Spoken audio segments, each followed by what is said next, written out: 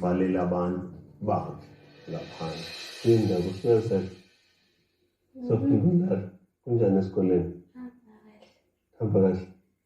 Hayi no bengifuna ukunibona. Hayi ningakhululeka ngingaya kolahla. Uma wande ngimile naye ukuthi yinye kuphela into engingafuna ukuyenza. Angifuni ingane izonda unina ngenxa yami. So ngiyakhetha ukuthi ngifinyelela kanjani enganeni.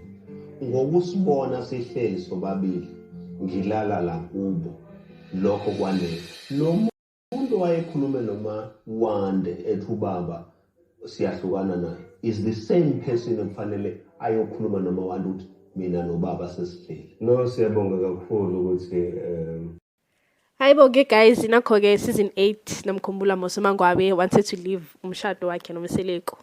Siyakhumbula futhi nangalesa sikhathi uMawande ingane yakhe intombazane imncenga ukuthi mama uhambiswa number 5.